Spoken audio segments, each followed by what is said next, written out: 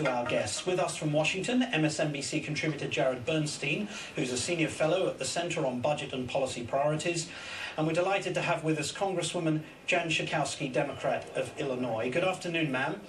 Congresswoman, we're now on the verge of a hat trick of self-inflicted wounds.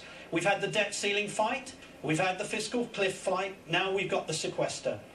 Can I ask you, is this some kind of sick joke that elected representatives enjoy playing on the American people? Because which other civilized nation enjoys subjecting its people to this kind of economic anxiety? What is it, every 3 months?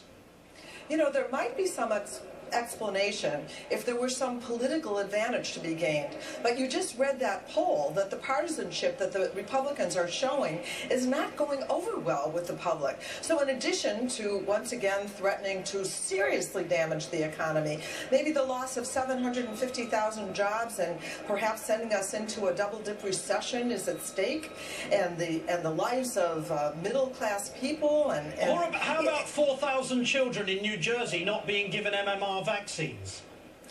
Vaccines for children. And does anybody really think that there isn't one loophole that could be closed, not one penny that could be extracted from profitable corporations that aren't paying their fair share in order to address the deficit problem? They will not spend one penny of increased tax revenue, and they'd rather take it out on seniors and their Meals on Wheels. It's extraordinary. Jared, Republicans continue to suggest that the president is scaremongering, and they also say that cutting spending is the imperative, not raising taxes.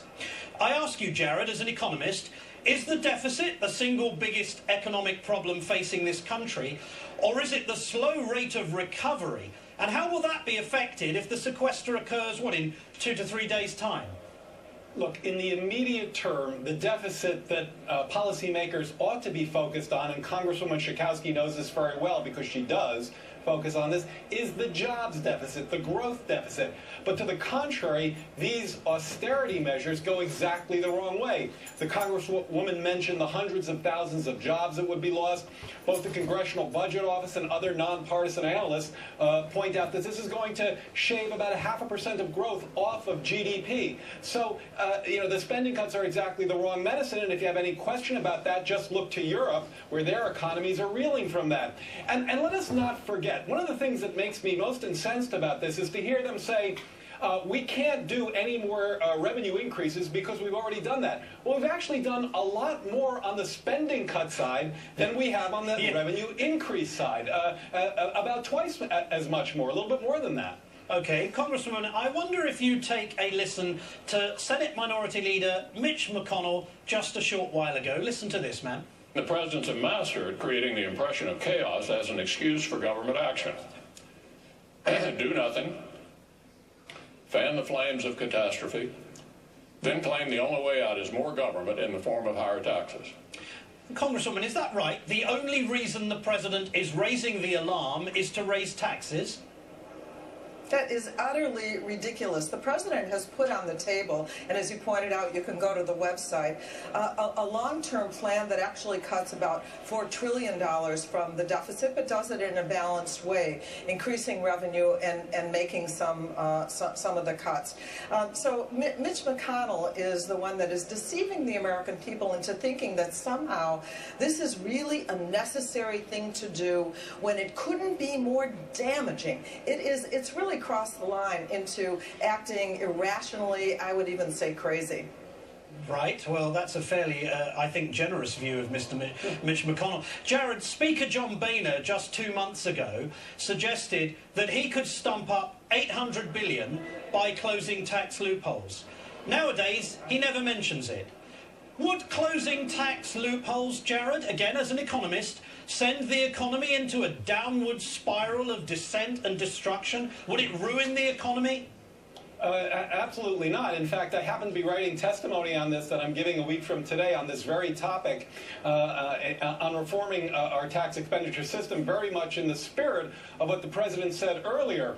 If you comb through the system of tax expenditures, which, by the way, is one of the ways in which we spend through the tax code. So if you're one of these Republicans who believe we have a spending problem, then by definition, you believe we have a tax expenditure problem. If you look at the carried interest loopholes, if you look at the favored treatment of capital gains, if you look at how we favor debt financing for over equity finance, anyway, there are so many. How about massive oil companies? Right, of course, subsidies for energy companies, subsidies for lots of activities that these wealthy folks would engage in anyway. What you find is problems in fairness, problems in foregoing lots of revenue, and big problems in inefficiency. So there are very good reasons to comb through the code and reduce or repeal some of these tax expenditures. Congresswoman, Bobby Jindal recently said that the Republican Party has to cease being the stupid party, okay? But they are earning and retaining a reputation which means that they rather defend billionaires and millionaires and tax loopholes than children who need vaccines to avoid developing serious illnesses, or mentally handicapped children who require transportation, or the elderly who need Meals on Wheels. I mean, it's not just a content policy issue. They are acting in a stupid manner, and it's damaging themselves, isn't it? And I can't imagine that that won't become perfectly clear in a very short time, as the effect of this sequester, these meat axe budget cuts that are absolutely mindless, go into effect and start affecting neighborhoods, municipalities, police departments, fire departments, teachers. Air traffic control, food safety. Exactly. People are going to experience these cuts and say, really? Did we have to do this? Remind me once again why this was so important. Because in fact, it isn't, and we could sit down as regular people, as members of Congress, and figure this out in a rational way. It is possible. Let me follow on with one quick point. I know you mentioned the deficit earlier. Two points on that. First of all, the deficit was 10% a few years ago. Now it's 5% of GDP. Yes. So a huge decline in the budget deficit already underway. Under this president's tenure. This is over the president's tenure. Secondly, where we're going for these cuts has almost nothing to do where future pressures on the budget deficit are coming from. So it's not only all the things that the Congresswoman said in terms of its negatives, it's not even targeting the right target. Congresswoman Jan Schakowsky and Jared Bernstein, thank you so much for your knowledge and expertise. Thank you for joining us.